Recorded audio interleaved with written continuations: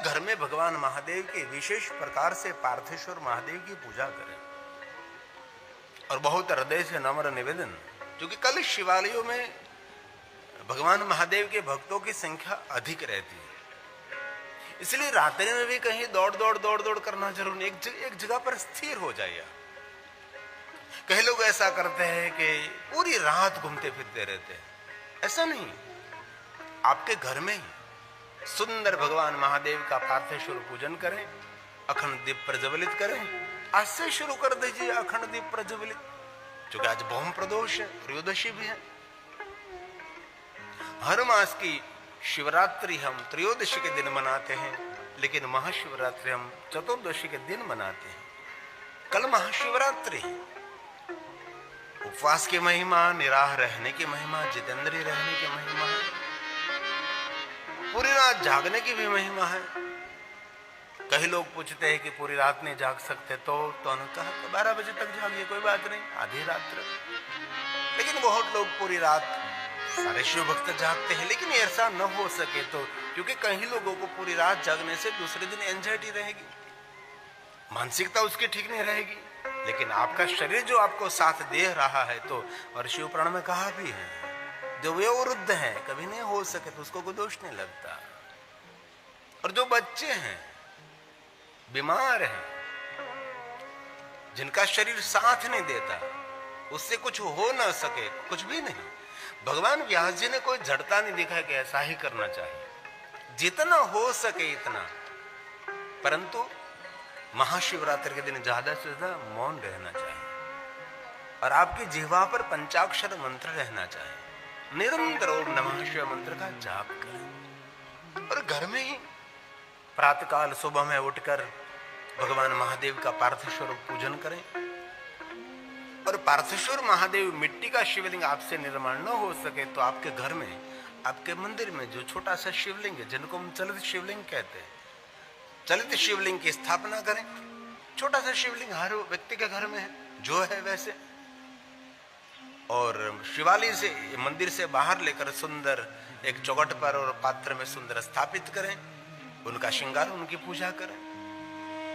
और सभी लोग शिवालय में दीपमाला प्रज्वलित नहीं कर सकते, आपके घर में आप दीपमाला प्रज्वलित कर सकते हैं, क्योंकि इस दिन शिवालय में सब लोग कहे हमारी तरफ से दीपमाला होनी चाहिए, हमारी तरफ से दीपमाला होनी चाहिए, लेकिन सबको सद्भाग्य नहीं मिलता कि हमारी तरफ से शिवालय में दीपमाला हो सके, क्योंकि शिवालय की संख्या जितने हमारे लोगों की संख्या, इतने शिवालय की संख्या थोड़ी है। तो आपके घर में आप दीपमाला प्रज्वलित करें, 1000 दीप प्रज्वलित करें, 108 दीप प्रज्वलित करें, आपके घर में ही विशेष प्रकार से भगवान महादेव का पूजन करें। बहुत मैं आशावादी व्यक्ति हूं, मैं ऐसा मानने के लिए आपको सबको मैं अनुग्रह करता हूं कि शिवालय तो हमारा शिव स्थान है ही, लेकिन ऐसा क्यों न करे कि हमारा घर भी स्वयं शिवालय बने, हमारा घर ही स्वयं शिव जी का स्थान बने। हमारे घर में ही हम महादेव की पूजा करें, महादेव का स्थान निर्माण करें। और कई लोग कहते हैं कि हमारे घर में शिवलिंग नहीं है, पार्थेश्वर महादेव हम नहीं बना सकते, कहां से मिट्टी लाए, वो हमारे भवन में रहते हैं, व्यवस्था नहीं हो सकते, तो क्या करें। तो उसके लिए भगवान शिव और मूर्ति का भी वर्णन है।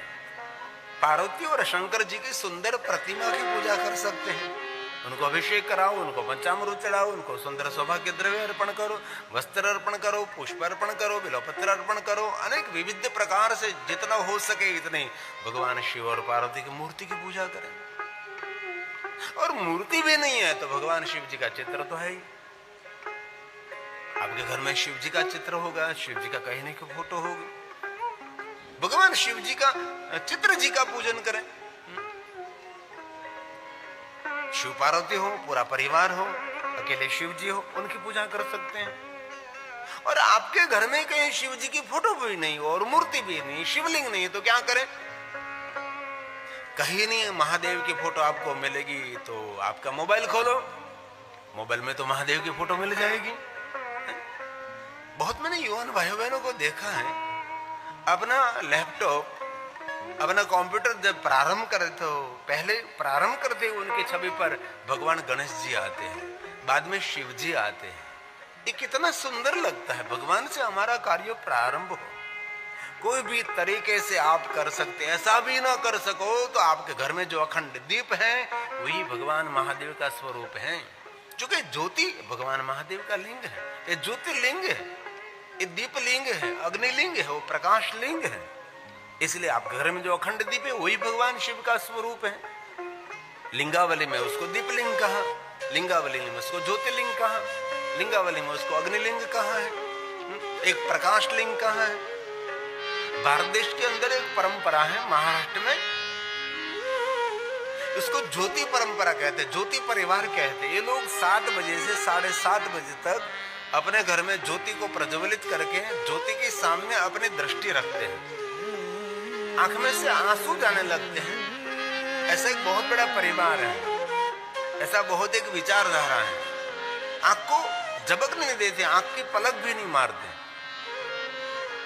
वैसे एक ज्योति परंपरा है, लेकिन ये ज्योति परिवार का कार्य एक है, जो गर्भवती स्त्री है उनको वहां 9 दिन रखती है लोग, वहां की बहुत बड़ी सेवा है। उसको खिलाते हैं, उसको कैसे ट्रेन करते हैं, ये बहुत बड़ा काम ज्योति परिवार का है।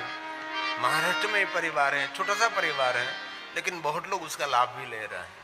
उसके रहने के, भोजन की बहुत सारी सुविधा, उसके विचार को परिवर्तन कर दे। क्योंकि 9 महीना कोई भी माता ध्यान रखती है तो उसके द्वारा जो बच्चा जन्म लेता है अलौकिक, ये प्रकाश देने वाला, सबको सुख देने वाला, सबको शांति देने वाला, जगत का हित करने वाला, सुंदर, श्रेष्ठ और सतोगुणी विचार को धारण करने वाला बच्चा उनको मिलेगा। ये परिवार के कार्य है। सभी संप्रदाय कोई न कोई तो शुभ और अति सुंदर काम कर रहे हैं, कोई भी अर्थ नहीं, सबका कोई न कोई तो अर्थ है ही। लेकिन कोई भी तरीके से हम आज से भगवान महादेव की पूजा का प्रारंभ करेंगे, क्योंकि भगवान महादेव की पूजा का पर्व है, शिव जी की आराधना का पर्व है। अभी कोई भी विचारधारा में आप है, लेकिन महाशिवरात्रि किसी को भूलने नहीं चाहिए।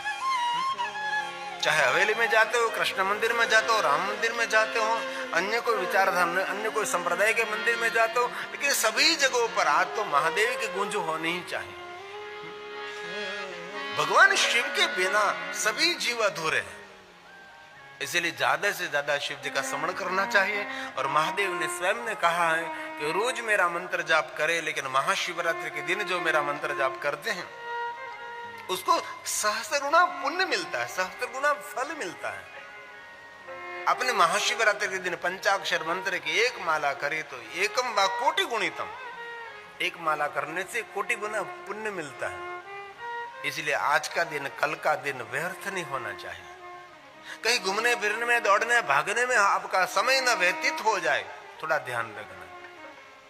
मुझे पता है मैं गुजरात में हूं, मैं गुजराती हूं, आप भी मेरे सामने बैठे वाले सभी गुजराती हैं, लेकिन ये कथा आस्था टीवी से प्रसारित हो रही, इसलिए मैं आपके समक्ष में हिंदी में कथा कहने का प्रयास करता हूँ। और हम सभी गुजराती हिंदी भाषा समझ लेते हैं, हिंदी क्या, हम तो अंग्रेजी भी समझ लेते हैं, कोई भी भाषा, तेलुगु, तमिली, कोई भी मराठी, कोई भी भाषा। हम गुजराती लोग, पूरे भारत में गुजराती फैले है, पूरे भारत में नहीं पूरे विश्व के देशों में गुजराती बैठा है।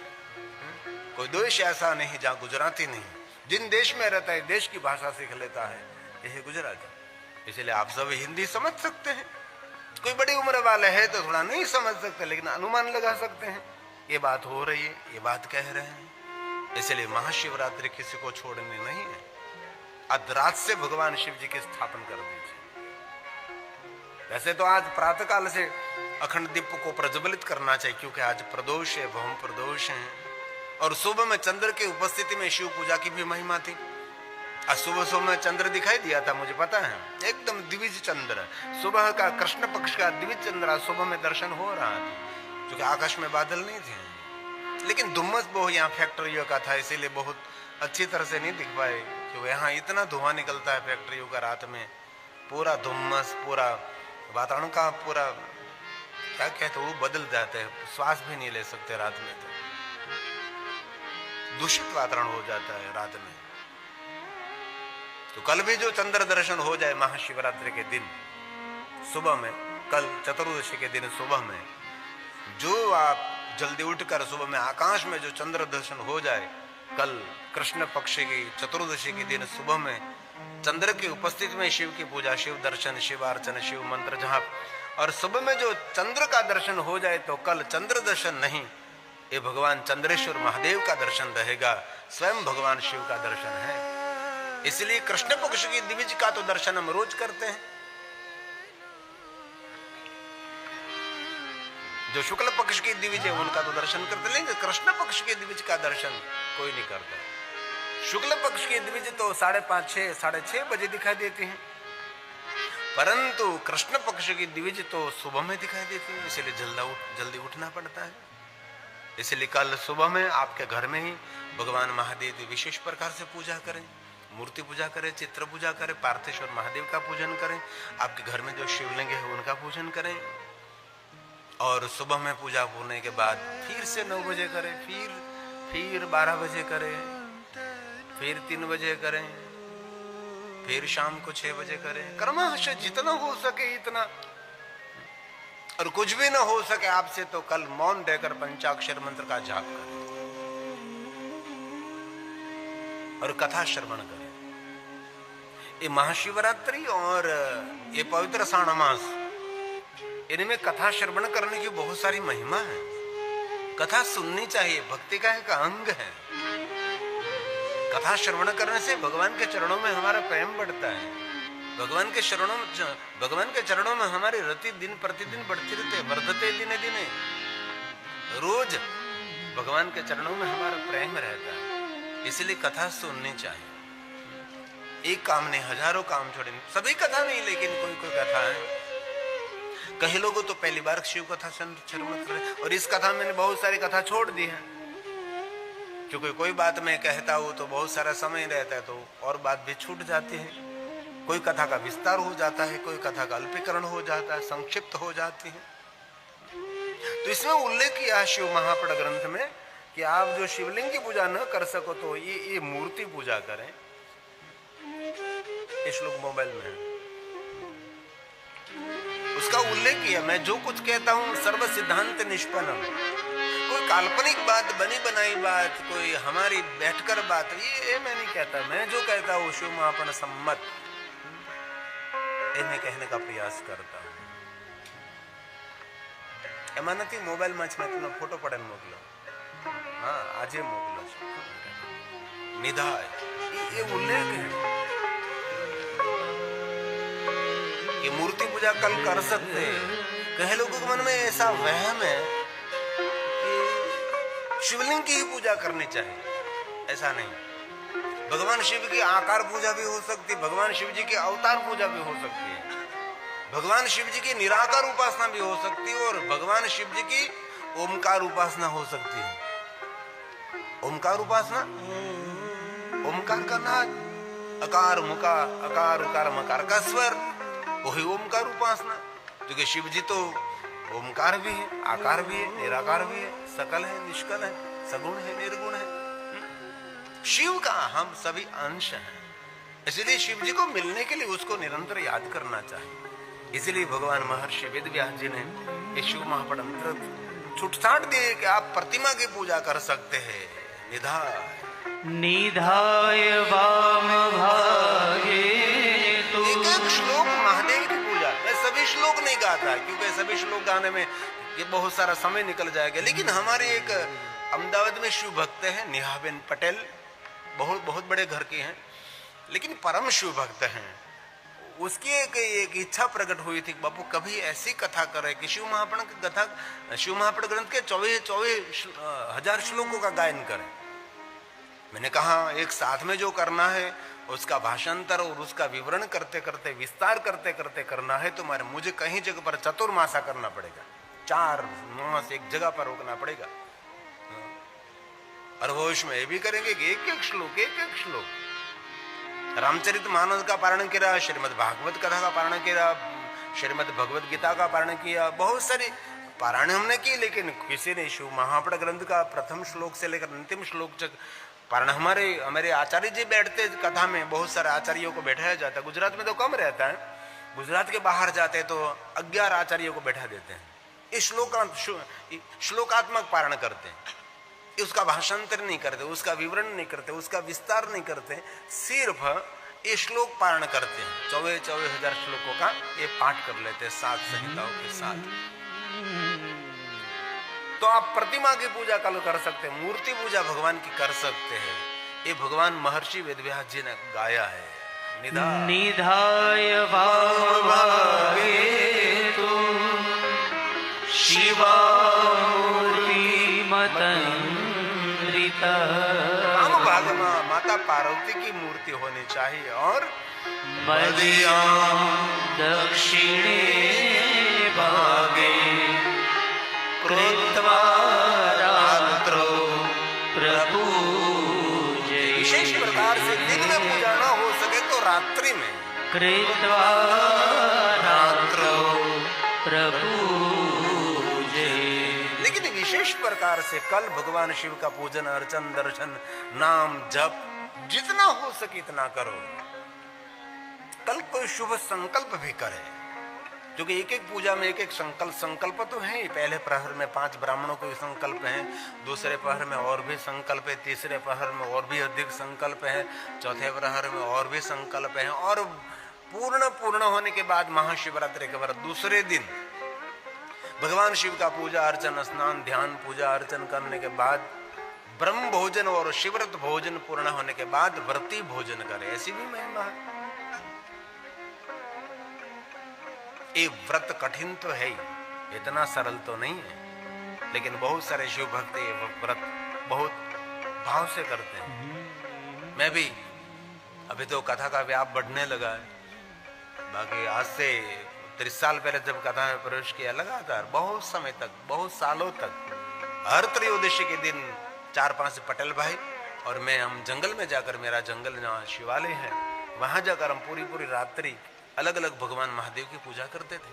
अलग अलग धन धान्य से, अलग अलग विधि विधान से, अलग अलग पुष्पों से भगवान शिव जी का हर त्रयोदशी के दिन, हर शिवरात्रि के दिन निरंतर हम पूजा करते रहते थे। और पूरी रात हम जागते थे जंगल के अंदर। ऐसे बहुत सालों तक मैंने बहुत कुछ किया। अभी नहीं कर रहा हूं मैं, ये तो सत्य बात है। अभी सब हो, चूंकि कथा में व्यस्त रहता हूं।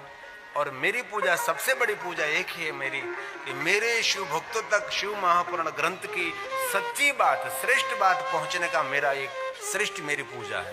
बस महादेव की बात पहुंचनी चाहिए, हमारे श्रोता को गुमराह नहीं होना चाहिए, कोई भ्रमित और उसकी श्रद्धा भी खंडित नहीं होनी चाहिए। और हमारे शिव महापुराण कथा सुनने वाले श्रोता लालची नहीं होना चाहिए, लालच नहीं जगाना चाहिए कि लालची श्रोता बने।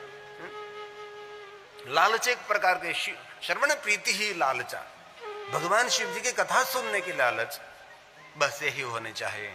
और सांसारिक कामना हमारे कम कर्मों के अनुसार पूर्ण होती रहेगी और भगवान शिव जी जरूर कृपा करते हैं। लेकिन बस कामना कामना कामना भगवान के आगे।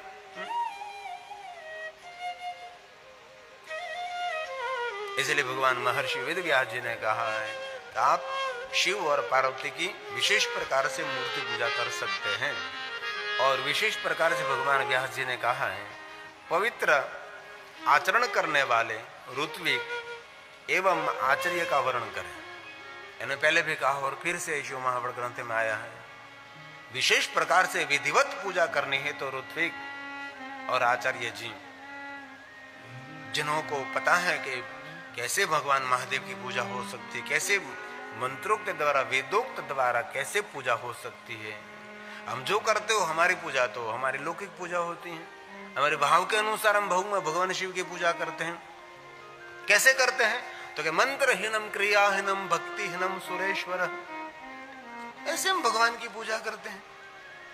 हमारे पास कोई विद्वत्ता नहीं, हमारे पास कोई इतना गहन शास्त्रों का ज्ञान नहीं, कोई ऐसे कठिन मंत्रों भी हमारे पास नहीं। लेकिन भगवान महादेव, हमारे पास कोई विद्वत्ता नहीं है, लेकिन हमारे पास एक ही है, आपके प्रति हमारा सच्चा भाव है, वही हमारी सबसे बड़ी पूजा है, सच्चे भाव से। लेकिन वैसे तो कहा कि आचार्यों को आमंत्रित करके, जो विद्वान है उनको आमंत्रित करके भक्ति पूर्वक शिवार्चन प्रारंभ करना चाहिए। और मैंने देखा है बहुत सारे हमारे परिचय में शिव भक्त हैं, बहुत पहले से 11-11 ब्राह्मणों को आमंत्रित कर देते हैं, पहले सब कुछ निश्चिंत कर देते हैं कि भाई ऐसे पूजा करनी है भगवान की, ठाट माट से पूरे दिन पूरी रात्रि महादेव की पूजा में रत रहते हैं। ऐसे बहुत शिव भक्त हैं। महाकालेश्वर में हमारी कथा थी, दिल्ली वाले जजमान शरीर थे, विशाल जी सभी, तो वो लोग 9 दिन निरंतर सुबह से लेकर शाम तक सिर्फ 3 घंटे महादेव की कथा श्रवण कर लेते, 4 घंटे तक। बाद में महादेव की पूजा में रत रहते थे। बहुत सारे राजस्थानी ब्राह्मण उनके साथ थे। विद्वता से भरपूर विधिवत भगवान महादेव के पार्थेश्वर पूजा करा रहे थे। मुझे बहुत अच्छा लगा। इसलिए भगवान ने आज्ञा दी है। भगवान महर्षि वेदव्यास जी ने गाया है, आचार्यम आचार्यं वर्गे तत्र चर्विर्भिः सहितं शुचि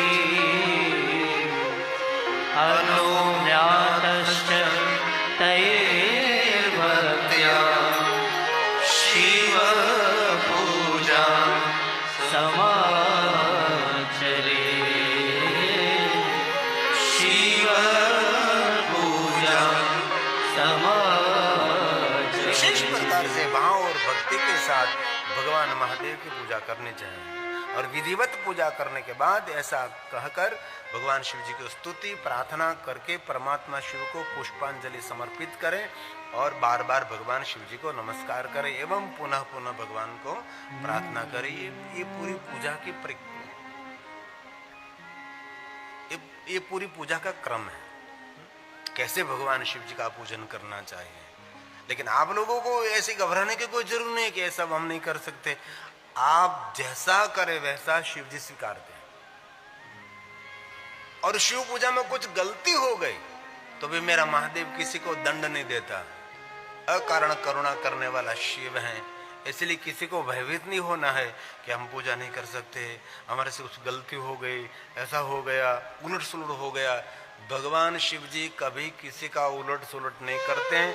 भगवान शिव जी सब पर करुणा की बारिश बरसाते हैं, इसलिए किसी को घबराने की जरूरत नहीं है।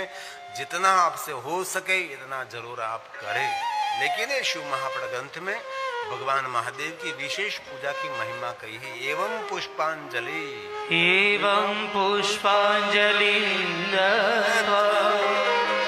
शिवाय परमात्मने नमस्कारं ततः कुर्यात्। पुनः पुनः नमस्कार करो। नमस्कार करने के बाद फिर से प्रार्थना पुनरेव च प्रार्थना पुनरेव। बार बार शंकर जी को प्रार्थना करें, बार बार भगवान महादेव को प्रार्थना करें। एवं व्रत कृतम, जब भगवान महादेव का व्रत करते हैं तब का न्यूनतम तो नहीं रहना चाहिए, कुछ कमी नहीं रहनी चाहिए। लेकिन कुछ कमी रह जाए तो अभी आपको कोई दोष नहीं लगता है। लेकिन भगवान महादेव की पूजा में भाव की कमी नहीं होनी चाहिए। कोई सामग्री कम हो गई, कोई सामग्री आपके पास अधिक नहीं है, कोई सुविधा अधिक नहीं है, कोई वस्तु भी भूल गई है, कुछ नहीं है, नहीं भूलना चाहिए। लेकिन भूल गए तो भूल गए, कोई बात नहीं। लेकिन महादेव के प्रति आपका जो सच्चा भाव है, भाव में कभी कमी नहीं होनी चाहिए। क्योंकि शिव जी भोग से नहीं, भोजन से नहीं, शिव जी भाव से प्रसन्न रहते हैं। हमारा महादेव के प्रति सच्चा भाव होना चाहिए। इसलिए कोई भी तरीके से महादेव का पूजन करते हैं उन पर भगवान शिव जी संपूर्ण कृपा करते। चूंकि महाशिवरात्रि के दिन बहुत सारे महाशिवरात्रि की कथा में जरूर कल आपके समक्ष में कहने का प्रयास करूंगा। चूंकि महाशिवरात्रि, इसलिए कल कथा का विशेष करके महाशिवरात्रि महात्म्य कथा और महाशिवरात्रि का महात्म्य और भगवान महाशिवरात्रि के दिन लिंग स्वरूप में कैसे प्रकट हुए उनकी कथा शिव महापुराण अंतर्गत आपको मैं कहने का प्रयास करूंगा। लेकिन आज विशेष प्रकार से आपको प्रेरित करता हूं कि आप सब भगवान महादेव की पूजा के लिए प्रेरित हो जाए। और आपके साथ जो रहते हैं बहुत सारे सगे संबंधी मित्र सखा, सबको प्रेरित करे। भाई कुछ ना हो सके तो घर में अखंड दीप करो, कुछ भी ना हो सके तो आपके घर में दीप माला करो, कुछ तो कुछ करो। आपके जितने रिश्तेदार है दूर दूर सबको फोन करके संदेश दो कि महाशिवरात्रि है, अंधकार की भरी हुई रात्रि है, लेकिन प्रकाश देने वाले, ज्ञान देने वाले, दूर दृष्टि, दीर्घ दृष्टि, दिव्य दृष्टि देने वाले रात्रि, ये प्रकाश की रात्रि है। ये महाशिवरात्रि, ये देवताओं की रात्रि है। देवता इस दिन भगवान महादेव का विशेष प्रकार से अर्चन पूजन दर्शन करते हैं। इसलिए महाशिवरात्रि दिन कोई सामान्य दिन नहीं। इसलिए आप भी मोबाइल से थोड़ी सेवा करो, फोन से थोड़ी सेवा करो, दूर दूर संदेश पहुंचाओ और सुंदर शिवलिंग आपके घर में निर्माण करो। इतना सुंदर कि आपके घर में जो शिवलिंग, ऐसा शिवलिंग किसी का नहीं होना चाहिए। इतना सुंदर शिवलिंग निर्माण करो।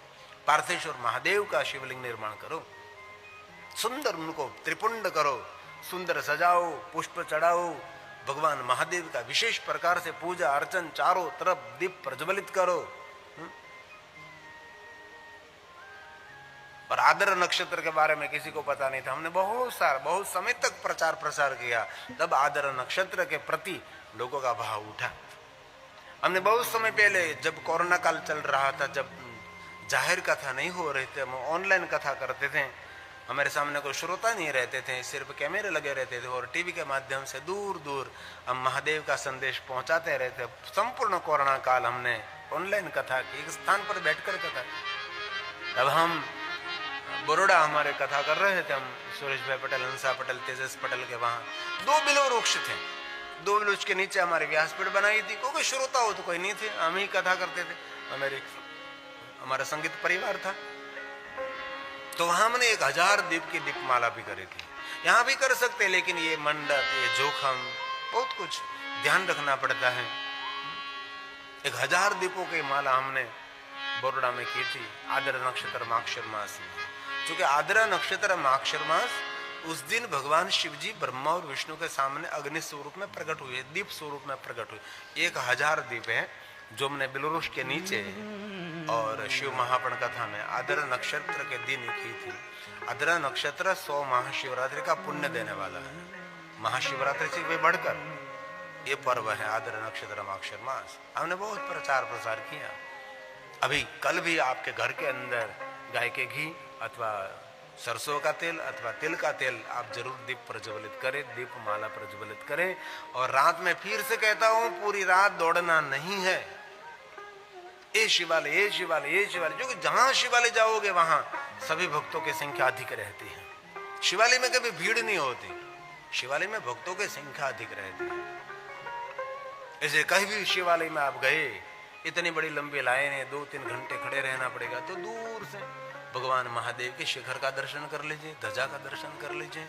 हो सके तो भगवान महादेव के शिवालय में जाकर दर्शन कर सकते, लेकिन न हो सके तो कोई घबराने की जरूरत नहीं है। लेकिन आपके घर में विशेष प्रकार से महादेव की पूजा करें, ऐसा हमारा भाव है। इसलिए महाशिवरात्रि व्रत ये श्रेष्ठ व्रत है, सर्वोपरि व्रत है, सर्व सिद्धि देने वाला है, सर्व कामना मनोकामना पूर्ण करने वाला व्रत है। इसलिए हर व्यक्ति को महाशिवरात्रि का व्रत करना चाहिए। एवं व्रतम कृतम एन, दरेक व्यक्ति को व्रत करना चाहिए। एवं व्रतम कृतम येन, जितना हो सकते अथाशक्ति व्रत करें, अथाशक्ति आपकी योग्यता के अनुसार। लेकिन महाशिवरात्रि का व्रत कोई भी तरीके से मौन रहकर, पंचाक्षर मंत्र बोलकर, जितना हो सके इतने पूजा करके, किसी की सेवा करके, कथा सुनकर, जितेंद्रिय रहकर, ऐसी बात शिव महापण ग्रंथ में बहुत विस्तृत कही है।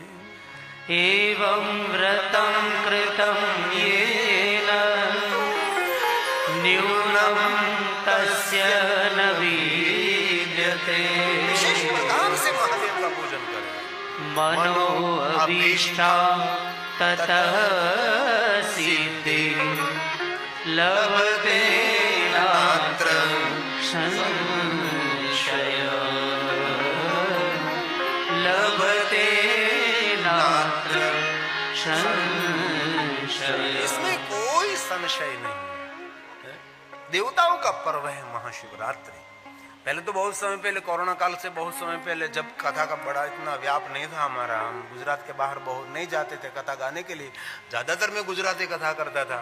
और कोरोना काल ने मुझे हिंदी बहुत सुंदर सिखा दिया, क्योंकि कोरोना काल में हमने लगातार हिंदी में कथा गाई, इसीलिए गुजरात से बाहर हमारा व्याप बढ़ गया।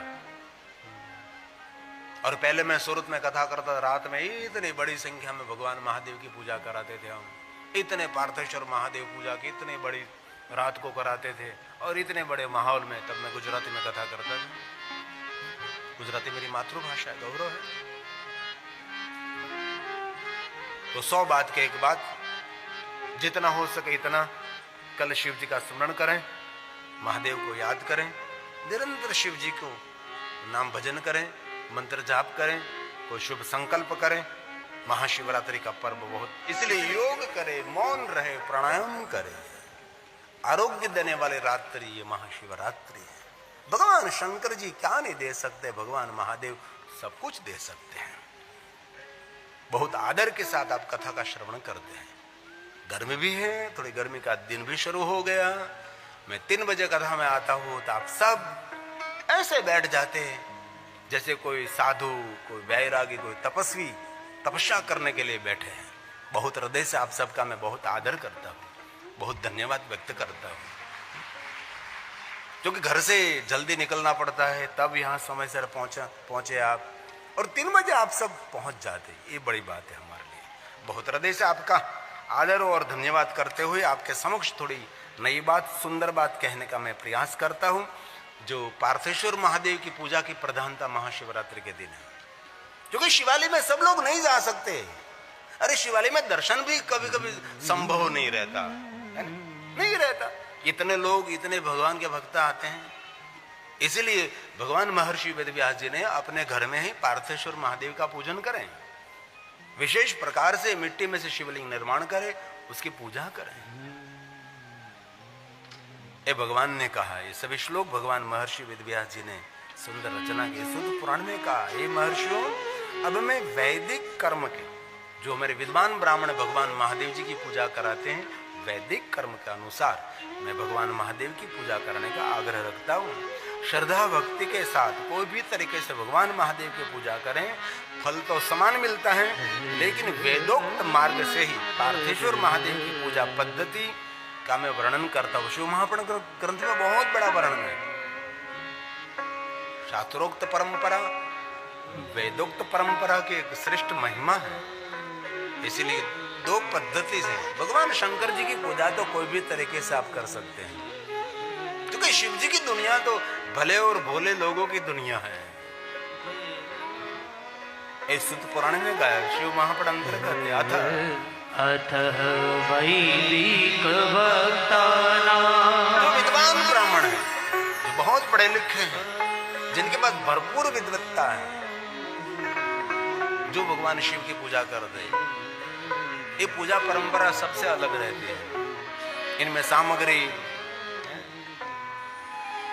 हर सामग्री का अलग अलग मंत्र, उसकी परंपरा, नीति नियम, बहुत कुछ है। इसलिए भगवान महर्षि वेदव्यास जी ने प्रयाग तीर्थ में सूत पुराण के मुख में शब्द रखकर कहा है, ये कथा कहाँ चल रही है। धर्म क्षेत्र महाक्षेत्र गंगा कालिंदी संगमे प्रयागे परम पुण्य परम लोकस्य वर्तमने, जगंगा यमुना माता सरस्वती विराजमान प्रयाग तीर्थ, तीर्थों का तीर्थ प्रयागराज, वहां ये कथा हो रही है। महाकुंभ भी, कल स्नान महाशिवरात्रि का, और हमारे गिरनार पूरा गुंज उठेगा। हमारे नागा साधुओं का ताम जाम कल रहेगा। बहुत सारे भंडारे, बहुत सारे प्रसाद की व्यवस्था, भजन कीर्तन, बहुत सारे शिव भक्त गिरनार जूनागढ़ पहुंच जाएंगे। कल का दिन सबके लिए सुख का दिन है। कल का दिन सबके लिए भाग्य को खोलने का दिन है। कल का दिन कोई सामान्य दिन नहीं है। इसलिए भगवान बोले अथ वैदिक भक्तानां पार्थिवार्चां निगद्यते वैदिकैर्नैव मार्गेण वैदिक मार्ग मुक्ति प्रदायिनी। कोई भी तरीके से भगवान शिव की भक्ति करो, पूजा करो, अर्चन करो, ये भक्ति और मुक्ति दोनों देना है। संसार का भोग भी देते हैं, भक्ति भी देते हैं, मुक्ति भी देते हैं। और मैं चौथी बात कहूं तो भोग भोगने की शक्ति भी भगवान शंकर जी देता है। भोग बहुत मिल गया, भोग व्यंजन भोजन बहुत कुछ ताम जाम हो गया, लेकिन आप में कोई शक्ति नहीं है तो नहीं पैर चल सकता, नहीं हाथ चल तक, नहीं आंख देख सकती, ना मुख खा सकता, ना पेट पचा सकता, तो क्या होगा? शिव जी का सबसे बड़ा वरदान है आरोग्य। आरोग्यम देहि। महादेव जी आरोग्य देते। आजकल सभी लोगों के पास बहुत कुछ है, आरोग्य नहीं है, हैं? कितने दुख की बात। 25 साल का लड़का, 20 साल की लड़की, 33 साल, 35 साल, और कहता है कि मुझे गैस हो रहा है। हमको तो इतने उम्र में थे गैस फैस की, हमको कोई पता ही नहीं था गैस क्या है। एसिडिटी हो रही, वो क्या है एसिडिटी? कहां से लाए सब कुछ आप? कितने लोग रोगिष्ट बन गए, आज कुछ खा नहीं सकते। इसलिए बार बार मैं कथा में कहता हूं, खाने पीने में परहेज रखो। बस खाओ खाओ खाओ खाओ खाओ। रात को 10, साढ़े 10 बजे, 11 बजे पिज्जा खाते, क्या हालत होगी उनकी, है? पेट पर इतना जुल्म गुजार रहे हो। इसलिए जैसे हमारे कुल आचार्य, हमारे परिवार में हमारे कुल गौर रहता है, कुल ब्राह्मण, कुल आचार्य, कुल गुरु रहता है, इसलिए एक भी परिवार के लिए एक वैद्य भी आपके पास होना चाहिए। आपको सलाह सूचन करे कि भाई ऋतु बदल रही है, अभी वसंत ऋतु, अभी क्या भोजन करना चाहिए, अब गर्मी के दिन बढ़ रहे हैं, अभी इस गर्मी के दिनों में क्या खाना चाहिए। कोई भी दवा के ऊपर आपने द्राक्ष खा ली ना, तो इसी समय आपकी मृत्यु हो सकती है। चाय पर पपैयू खा ली तो इस समय आप बेहोश हो सकते हैं। पता है आपको? नहीं पता। ये लोग हम बढ़ते नहीं, हम लोग कहते नहीं। इसलिए आपके परिवार पर एक वैद्य की भी छत्र छाया वर्तमान युग में जरूरी है। अभी वर्तमान युग में जरूरी है। पहले कोई जरूर नहीं थी, लेकिन अभी तो बहुत जरूरी है। इसलिए आपके पास आरोग्य है तो आप सुखी हैं। सब कुछ आपके पास सुविधा है, आरोग्य नहीं है तो आप जैसा कोई कंगाल नहीं, आप जैसा कोई भिखारी नहीं। इसलिए बहुत आवश्यक है भगवान शिव जी आरोग्य। इसलिए तो हमारा ज्योतिर्लिंग का नाम है वैद्यनाथ। कोई भगवान को वैद्य कहते हैं, मेरे महादेव का नाम वैद्यनाथ है। दो है, एक वैद्यनाथ है, वेजू नाम का गोवाला जो झारखंड में है, और एक शिवलिंग हमारे महाराष्ट्र में वैद्यनाथ। वैद्य ऋषि ने वहां तपस्या की, अश्विनी कुमारों ने वहां उपासना की। वैद्यनाथ वैद्य बनकर बैठा है। यह पूजा भोग और मोक्ष देने वाले कही गई है, और बहुत सारे वेदोक्त परंपरा में जो भगवान शिव जी का पूजन करते हैं उनकी पुण्य की महिमा अनंत है। शिव सानिध्य मिलता है, उसको ब्रह्म यज्ञ भी कहा गया, उसकी बहुत सारी महिमा है। सूत्रात्मक, श्लोकात्मक, विधिवत भगवान शिव की पूजा करते हैं, जो मेरे विद्वान ब्राह्मण करते हैं पूजा। बहुत समय पहले काशी में बहुत लोग नहीं जाते थे, और 40 फुट में काशी था, अब तो 400 फुट में काशी हो गया। बहुत देश में आदर करता हूँ वर्तमान सरकार श्री का, और हमारे लिए गुजरातियों का गौरव, और हमारे देश के माननीय बड़ा प्रधान का मैं आदर करता हूँ कि 2009 में 40 फुट में जो काशी विश्वनाथ था, अभी वो काशी विश्वनाथ अभी 400 फुट में है। वहाँ की दिव्यता, वहाँ की भव्यता, वहाँ की व्यवस्था कुछ और है। सभी तीर्थ धीरे धीरे डेवलप हो रहे हैं। और बहुत समय पहले मैं काशी में रोकने के लिए गया था, तो छोटा सा स्थान था, और वहां शाम के समय सप्त ऋषि आते थे, सप्त ऋषि, और सप्त ऋषि के सिवा कोई वहां नहीं रहता था। और वहां की ट्रस्टी मंडल की ओर से की व्यवस्था थी, जिनको रहना चाहते उसके लिए कुछ व्यवस्था थी कि ऐसे करो तो आप वहां बैठ सकते हैं। तो बहुत काल समय, तब इतने शिवालयों में कोई जाता ही नहीं था, लोग नहीं शिवालय पहुंचते थे। 25 साल से, उससे भी पहले की बात है, 2000 से पहले की बात। तो हम गए थे वहां संध्या के समय, जो सप्त ऋषि आते हैं, जो वेदों की ऋचाओं के द्वारा भगवान विश्वनाथ की पूजा करते थे। अलौकिक पूजा थी, अलौकिक दिव्य पूजा थी। ये परंपरा वैदिक परंपरा है। हमने ये पूजा का दर्शन किया। ये पूजा में हम तो कभी ऐसा अवसर नहीं मिलता हम लोग बैठ सके, लेकिन ये पूजा देखनी भी चाहिए, इस पूजा का दर्शन भी करना चाहिए। जो विद्वान ब्राह्मण विशेष प्रकार से भगवान शिव का पूजन करते हैं, विद्वता से भरपूर, लेकिन बार बार मैं कहता हूँ, कभी विद्वत्ता का विरोध न करे, कभी आचार्यों का विरोध न करे, कभी ब्राह्मणों का विरोध न करे, कभी धर्मशास्त्रों का विरोध न करे, कथा कीर्तन का विरोध न करे, सत्संग का विरोध न करे। कोई भी हमारी सनातनी वैदिक परंपरा और हिंदू परंपरा का कोई विरोध न करना चाहिए। जो आप वैदिक परंपरा, सनातनी परंपरा, ब्राह्मणों को, विद्वान ब्राह्मणों को, आचार्यों को, मंदिरों को, मंदिर के पुजारियों को लिए आप जो विरोधात्मक जो बात करेंगे तो आपको टोपी पहनने के लिए तैयार रहना पड़ेगा। इसलिए उसको बचाने के लिए सभी कार्य है। सही बात लोग तक पहुंचे, इसलिए साधु ब्राह्मण निरंतर ये काम कर रहे हैं और पढ़ते हैं। बहुत सालों तक वो पाठशाला में रहते हैं, बाद में विद्वत्ता मिलती, बाद में यज्ञ करने का उनको सब कुछ मिलता है। ऐसे नहीं मिलता है ना। इसीलिए ये जो पूजा है वो दिव्य पूजा, इस पूजा के दर्शन की भी महिमा है। सूत्रोक्त विधिनां सनात्वा संध्यां कृत्वा यथा विधि। भगवान शिव की पूजा प्रातः काल की महिमा, मध्याह्न की महिमा, लेकिन विशेष करके महादेव की पूजा की महिमा संध्या के वक्त है। मेरा महादेव संध्या का देव है। सूर्य अस्त हो रहा, अंधकार का प्रारंभ होने जा रहा, तब शंकर जी ज्योति रूप में आपके समक्ष रहेंगे, प्रकाश के रूप में आपके समक्ष रहेंगे। मेरा शंकर ज्योति है, मेरा शंकर दीप है, प्रकाश देता है। जय घट भीतर दीपक राम का, जिनके घट में भगवान शिव जी, राम जी का नाम का दीप प्रज्वलित हो गया, ते ही घट भीतर तिमिर न हो। उसके अंतकरण में कोई अंधकार नहीं रहेगा, उसके जीवन में कोई अंधकार नहीं है। इसीलिए आध्यात्मिकता जरूरी है। बाल में तिलक करना चाहिए, कंठी पहननी चाहिए, माला पहननी चाहिए, जप तप करना चाहिए, ध्यान करना चाहिए, योग करना चाहिए, प्रणाम करना चाहिए, मंदिर में जाना चाहिए, सत्संग करना चाहिए, साधु ब्राह्मणों को प्रणाम करना चाहिए, अपने बुजुर्ग बड़ीलों की सेवा करनी चाहिए। किसी का भी बुजुर्ग हो, किसी का भी दादा दादी हो, उनकी सेवा करनी चाहिए, दान करना चाहिए। आपके परिवार के लिए जो कर रहे हो दान नहीं, वो कर्तव्य है आपका। आपके समाज के लिए कुछ कर रहे हो दान नहीं, वो कर्तव्य है। दान तो उनको कहा जाता है जो दान के पात्र हैं, जो दया के पात्र हैं, उसको दान कहा जाता है। और ये तो कोई भी समय पर आप कर सकते हैं।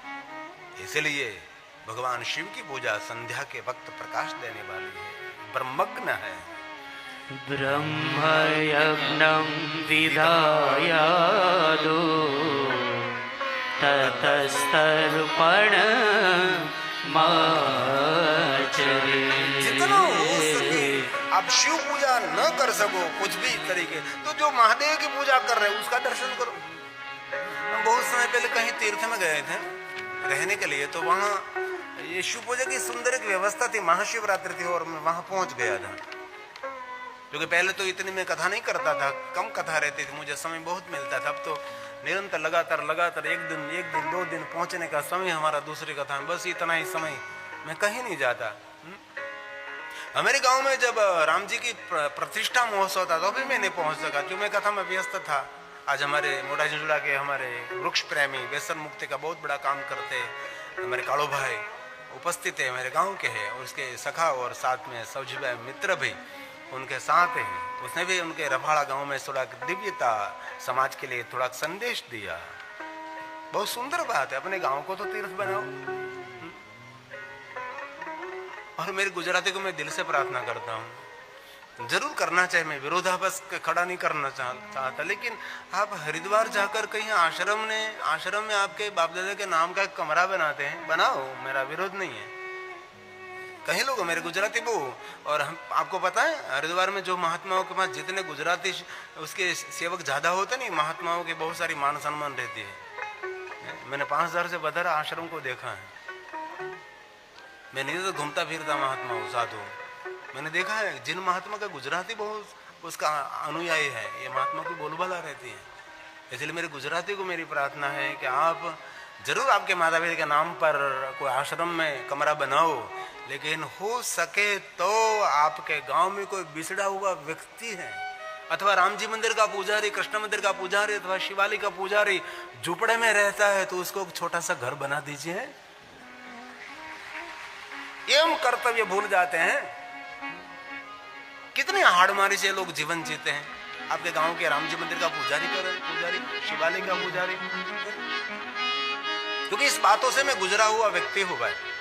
मैंने दुनिया को बहुत नजदीक से देखा है और निर्धनता को इतनी निकटता से देखा है, और जिनको निर्धनता और गरीबाई नहीं देखी उनको भगवान का वरदान भी पूरा नहीं मिला। वही वरदान है, निर्धनता गरीबाई, वो भी भगवान का एक आशीर्वाद समझो। इनमें बहुत लोग दुनिया को नजदीक से देख सकते हैं। इसलिए आप पूजा ना कर सको तो कहीं पूजा हो रही तो उसका दर्शन करो। तो मैं गया था कि तीर्थ में, तो मुझे बहुत अच्छा लगा। अंदर बहुत सारे विद्वान ब्राह्मण भगवान शिव की पूजा करते थे। तो इतने भक्तों की संख्या थी, भीड़ नहीं थी। भीड़ शब्द कभी मंदिर में नहीं लगाना, कथा में भी भीड़ शब्द नहीं लगा। बुद्धिहीन लोग जहां मिलते वहां भीड़ शब्द लगा दो, लेकिन यहां तो हमारे भक्तों की सभा रहती है, यहां तो हमारे भक्तों की संख्या अधिक रहती है, यहां तो समंदर उमड़ता है। तो ऐसी सुंदर व्यवस्था, लोग अंदर पूजा हो रही थी, बाहर बड़े बड़े ऐसे टीवी लगा दिए थे, हजारों लोग उनका दर्शन करते थे, पूजा का दर्शन करते। मंत्र सभी जगह पर सुनाई देते थे। वेदोक्त मंत्र श्रवण करने की बहुत सारी महिमा है। कोई विद्वान ब्राह्मण वेदों की रुचा बोलते हैं तो वो सुनो, ये श्रवण करने की बहुत महिमा है, सुनने की बहुत महिमा है। हमारे हृदय में, शरीर में परिवर्तन होने लगता है, हमारी विचारधारा बदलने लगती है। इनमें बहुत विज्ञान, बहुत बड़ा विज्ञान है। तत्पश्चात देवताओं, ऋषियों, सनकादि मुनियों, पितरों का तर्पण करे। जो वैदिक परंपरा में मनुष्य को चाहिए कि अपनी रुचि के अनुसार संपूर्ण नित्य कर्मों को पूर्ण करके शिव स्मरण पूर्वक भस्म रुद्राक्ष को धारण करने के बाद भगवान महादेव की पूजा करें। हमारे विद्वान ब्राह्मण जब शिव की पूजा कराते हैं तो पहले सबको तृप्त कर देते हैं, सभी का पहले पूजन कर लेते हैं, बाद में शिव जी का पूजा आखिरी रहती है। आखिरी पूजा महादेव के, अंत में महादेव की पूजा रहती है। भस्म और रुद्राक्ष को धारण करके आप महादेव की पूजा करें। नैतिकं सकलं कामं विधायानन्तरं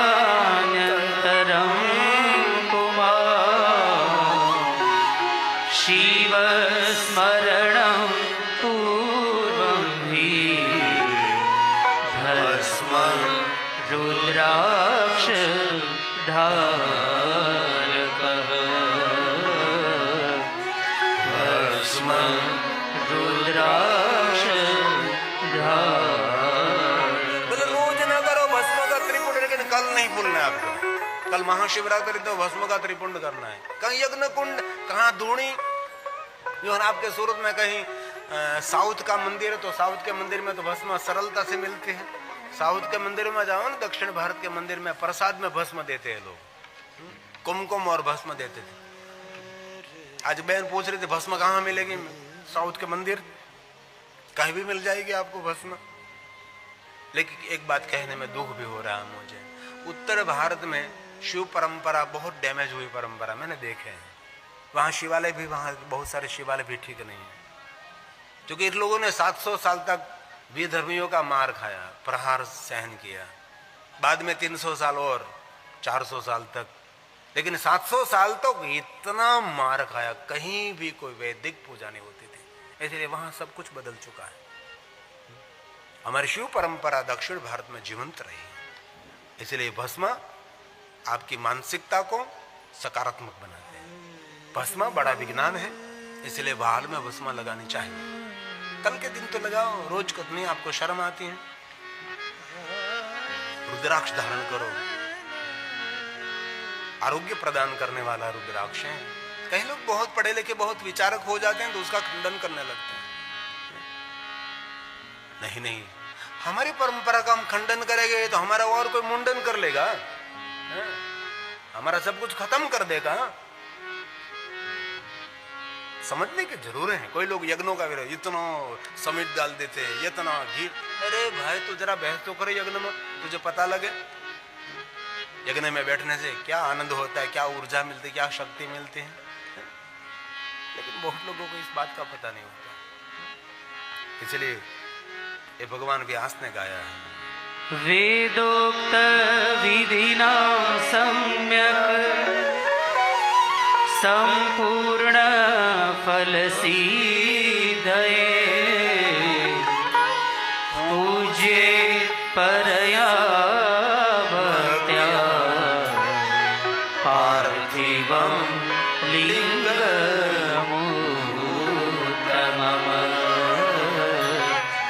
पार्थिवं लिङ्गम् उत्तम से उत्तम कोई पूजा है पार्थेश्वर महादेव की पूजा। मैं आपको बता रहा हूँ जान के कर, आपको घबराने की जरूरत नहीं है। आप पंचाक्षर मंत्र बोलकर जो हो सके तो ऐसे आप पार्थेश्वर महादेव की पूजा घर में करें। सुंदर घर में शिवलिंग, लेकिन घर में शिवलिंग तो कल निर्माण करना पड़ेगा ही, और सुंदर सजाकर सजावट करके उत्तम श्रेष्ठ कोई पूजा है तो पार्थेश्वर महादेव की पूजा है, जरूर करें। तपस्या संपूर्ण मनोवांछित फल को सिद्धि को देने वाली भक्ति भाव से भगवान शिव की पूजा, पार्थेश्वर महादेव की पूजा वेदोक्त करें, ऐसा विभाव प्रकट किया है। और अंत में नदी या तालाब के किनारे, मैंने थोड़ी मिनटों के बाद कहा कि कल नदी किनारे तालाब किनारे घनघोर जंगल में गुफाओं में पहाड़ के ऊपर कहीं एकांत में कहीं गौशाला में जा गया बैठी है। अब एक बात मुझे याद आ रही है, मैं बहुत सुंदर एक आपको प्रेरित करने वाली बात कहता हूँ। आजकल विवाह महोत्सव एक महफिल बन गई। कितने फटाके, इतने आकाश गूंज उड़ता है। अब मैं तो जयंती भाई भावना बहन के घर रहता, ऊपर आकर इतने फटाके फूटते, पूरी कांच थर थर थर थर कांच होने लगता है, शीशा। वहां कोई विरोध करने के लिए नहीं जा रहा।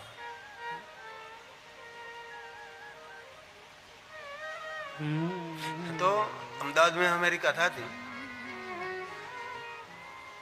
अहमदाबाद का पहला बिल्डर जिन्होंने सोसाइटी बनाने का पहला काम शुरू किया था 1960 में, पोड़ में रहने वाले लोगों को बाहर लाने का प्रयास किया था, जिनका घर वाजपेयी जी सुबह में ऐसे ही बैठ जाते थे कि आप कुछ करो पक्ष को बढ़ाने के लिए। तब की बात नरेंद्र भाई पटेल जिन्होंने हमारी कथा का आयोजन किया था, अनिलाबेन पटेल, नरेंद्र भाई पटेल दोनों ने, उसका बेटा ध्रुव की पत्नी शैलीबेन, इन परिवार ने कथा का आयोजन किया था। भी 1960 में जिन्हें पहली सोसाइटी बनाई थी अहमदाबाद के अंदर, इन व्यक्ति ने कथा की थी। तो इस कथा से मैं रात में, हमारे क्षत्रिय परिवार का था, राजेंद्र सिंह राणा बहुत गौ प्रेमी था, और इसकी गौशाला में इतनी बड़ी बड़ी गाय माता है, और गाय माता की क्या बात कर, नंदी महाराज को तो देखो तो लगे क्या नंदी महाराज, इतने बड़ा बड़ा माथा वाला नंदी, इतना बड़ा हाथी जैसा नंदी। ये लोग बहुत सेवा भावी। तो उसके बेटे का विवाह था, तो मैं विवाह में गया। मुझे को तो पता नहीं था रूपरेखा का क्या है क्या नहीं, लेकिन मैं गया तो मैं तो स्तब्ध हो गया। करें ये तो आपकी गौशाला है। राजेंद्र से राणा ने कहा कि मेरे बेटे का विवाह मैंने गौशाला में रखा है, कोई फार्म में नहीं, कोई मैरिज स्थान पर नहीं, एक गौशाला में। चारों तरफ गायों बांधी थी, और मैं प्रवेश किया। सुंदर लग्न स्थान, लग्न मंडप स्थान, विवाह स्थान, और एक तरफ सभी हमारे क्षत्रिय बहनों बैठी थी। एक प्रेरणा देने वाला सुंदर ये आंखें देखा। मैं कथा में कभी काल्पनिक बातें नहीं कहता, कभी नहीं। और वहां 11 ब्राह्मण बैठे थे, जैसे विवाह में गीत गाने वाले को बुलाते हैं ना, बहुत सारे गीत गाते हैं, किस समय क्या गीत गाना है उनको पता भी पूरा नहीं होता। तो 11 ब्राह्मण बैठे हैं, और विधिवत गौशाला में जो विवाह संस्कार हो रहा था, एक एक देवताओं की आहुति, और एक एक नियम का अनुसरण, कैसे विवाह हो सकता है, विवाह संस्कार जिनको कहते हैं। और कोई शोर बकोर नहीं, कोई उछल कूद नहीं, कोई नाच भाग नहीं, इतनी व्यवस्थित भगवान की पूजा, गणेश जी की पूजा, देवताओं का आह्वान, वर कन्या के लिए कितनी सावधानी, कैसे कैसे पूजा, और जैसे कि बड़ा यज्ञ हो रहा था। ऐसे 11 ब्राह्मण इस दंपति की पूजा करा रहे थे, ये विवाह संस्कार करा रहे थे। मैंने दूसरे दिन कथा में कहा कि हर व्यक्ति को ऐसे ही विवाह संस्कार करना चाहिए, देखा देखी नहीं, महफिल नहीं। हमारे एक नया जीवन का प्रारंभ होने जा रहा है। आज ही मुझे पत्रकार नहीं पढ़े, मीडिया वाले ने पूछा था 1 घंटे तक मेरा, क्यों आजकल ये सब अलग हो रहे हैं, परिवार टूट रहा है, विवाह के बाद तुरंत फारगति हो रही है, तो क्यों? मैं कहता ये मंत्र और मुहूर्त का पता नहीं, पटाखे फोड़ो आकाश में, आतंकबाजी करो, बजाओ ढोल। मूल परंपरा में फिर व्यक्ति को आना चाहिए, जो हमारी मूल परंपरा है। तो भली भांति वेदोक्त भगवान शिव की पूजा करने से फल सिद्धि प्राप्त होती है, ऐसा कहा। और नदियां, तालाब किनारे, पर्वत पर, शिवालय अथवा कोई पवित्र स्थान पर जाकर पार्थेश्वर महादेव की पूजा करनी चाहिए। अभी मैंने ये श्लोक पढ़ते पहले मैंने ये बात कर दी। और कहीं मैंने महादेव के भक्त देख घनघोर जंगल में चले जाते हैं, और हम भी बहुत छोटे थे, 3री 4ठी कक्षा में पढ़ते थे, हम भी चले जाते थे दूर दूर। मामा के घर समंदर के तट पर एक शिव स्थान था, बहुत बड़ा शिवलिंग, वहां चले जाते थे जल्दी सुबह में उठकर, एकांत में, कोई नहीं, कोई व्यक्ति, सिर्फ समंदर की लहरें चलती रहती थी, इतना डरावना वातावरण भी था। कितनी छोटी उम्र रही होगी मेरी। इसलिए महाशिवरात्रि के दिन ऐसे स्थानों पर विशेष प्रकार से महादेव की पूजा करनी चाहिए।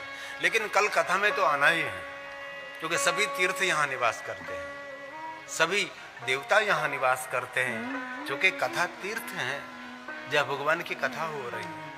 इसलिए कहा कल बहुत कुछ आपसे न हो सके, लेकिन कल महादेव की कथा में श्रवण करेंगे। और कल महाशिवरात्रि के बारे में बहुत कुछ मैं कथा भी आपको कहूंगा, महाशिवरात्रि का महात्म्य भी कहूंगा कल।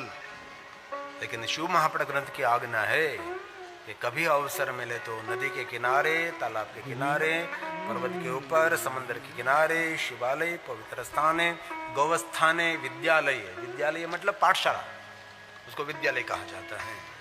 शिव जी की विशेष प्रकार से पार्थेश्वर महादेव की पूजा करे। नदी तीरे तडागे च पर्वते कानने अपि च शिवालये शुचो देशे पार्थिवार्चा विधीयते पार्थिवार्चा तुलसी के पास बैठकर पार्थेश्वर महादेव का पूजन करें, बिलुष के नीचे बैठकर पार्थेश्वर महादेव का पूजन करें, बिलुष के वन में बैठकर पार्थेश्वर महादेव का पूजन करें। ये भी महिमा है, मैं कल कहूंगा ये कहां बैठकर महादेव की विशेष प्रकार से पूजा करें। ऐसी बहुत सारे स्थानों की महिमा कही है, लेकिन बहुत हृदय से भाव के साथ हम आप सभी को कह रहे हैं, कल आपका घर शिवालय बनना चाहिए। बस हम सब शिवालय में दीपमाला प्रज्वलित नहीं करनी चाहिए, आपके घर में दीपमाला प्रज्वलित करें। थोड़ा ध्यान रखना, घर में चीज वस्तु जो कुछ है थोड़ी सावधानी के साथ जो कुछ करे, सावधानी जरूरी है। आपके घर में सुंदर भगवान, और मैं बहुत, आप फ्लैट में रहते हैं, छोटे घर में रहते हैं, बड़े घर में रहते हैं, झुपड़े में रहते हैं, लेकिन आपका घर कल शिवालय बनना चाहिए। बस यही हमारा हृदय का भाव है। और जिनको पता नहीं उनको भी आप जागरूक करो, प्रेरित करो, प्रोत्साहित करो, उनको भी भगवान महादेव की पूजा के लिए उनको भी उत्साहित करो, उनके जीवन में उत्साह रहे। तो कल महाशिवरात्रि, कल 108 भगवान शिव जी के नाम का पारण भी कर सकते हैं, 1000 नामों का भी पाठ कर सकते हैं। लेकिन हम 108 में से रोज 12 नाम बोल लेते हैं आपके समक्ष। 9 दिन में मैं 108 नाम पूर्ण कर दूंगा, अलग अलग भगवान शिव जी के नाम। ये जो भजन कीर्तन की बुक है ना, इसमें 108 नाम भगवान के हैं। और हमारा जो शिव महापुरुष संक्षिप्तीकरण शिव महासंक्षिप्त है, बहुत छोटे रूप में, इनमें जो युद्ध का वर्णन था इन्होंने थोड़ा दूर कर दिया, और श्रृंगार का बहुत सारा वर्णन था ये थोड़ा दूर कर दिया, और युद्ध का बहुत सारा वर्णन था इसीलिए थोड़ा सा दूर कर दिया। क्योंकि शास्त्रों में युद्ध का वर्णन रहता है, वीरता का वर्णन रहता है, श्रृंगार का वर्णन रहता है, ये सब कम कर दिया तो थोड़ा अल्पीकरण हो गया शिव महापट ग्रंथ का जो बाहर मिलते हैं। ये भजन कीर्तन की बुक, ये रुद्राक्ष अलग अलग अलग प्रकार के 1 से 14 मुखी रुद्राक्ष की भी बहुत सारी महिमा। कोई भी व्यक्ति कोई भी रुद्राक्ष पहन सकता है। कई राशि को गुजराती पूछेंगे क्या राशि वाला ने कोई और रुद्राक्ष पहरे, मैं तो कोई पण राशि हो तू राशि नहीं रहतो, तू ठंडो रहजे, तू शांत रहजे भाई। कोई भी रुद्राक्ष महादेव का स्वरूप है। तो आइए भगवान शिव जी का स्मरण कर ले हम। ओम नाथाय नमः। ओम नाथाय नमः। ओम मन महेश्वराय नमः। भगवान शिव को प्रणाम कर अलग अलग नामों से। ओम कृपामयाय नमः। ओम दयालवे नमः। ओम व्योमेशाय नमः। व्योमकेशा, बड़े बाल वाले महादेव। ओम शीतिकंठाय नमः। ओम गणाधिनाथाय नमः। ओम भस्मांगराय नमः। ओम नृककलापमालिने नमः। ओम कैलाश शैल विनिवासिने नमः। ओम वृषाकपाये नमः। ओम मृत्युंजयाय नमः। ओम वृषाकपाये नमः। ओम मृत्युंजयाय नमः। भगवान शिव जी के नामों का पारण करें। भगवान विष्णु ने भी 1000 नामों का पारण किया, ब्रह्मा ने भी किया, सभी देवताओं ने किया। इसलिए एक दिन में 1000 नाम का पारण न हो सके तो कम से कम रोज थोड़ा थोड़ा लीजिए। रोज 100 10 दिन में पूरा हो जाएगा 1000 नाम। ये भी बहुत लगे तो 50 रोज 20 दिन में पूरा हो जाएगा। ये भी बहुत ज्यादा लगे तो रोज 25 40 दिन में पूर्ण हो जाएगा। जैसे घर भी हफ्ते से ले, गाड़ी भी हफ्ते से ले, तो भगवान का नाम भी हफ्ते से लो। हफ्ते से, क्योंकि हमारी आदत ही हफ्ता भरने की है।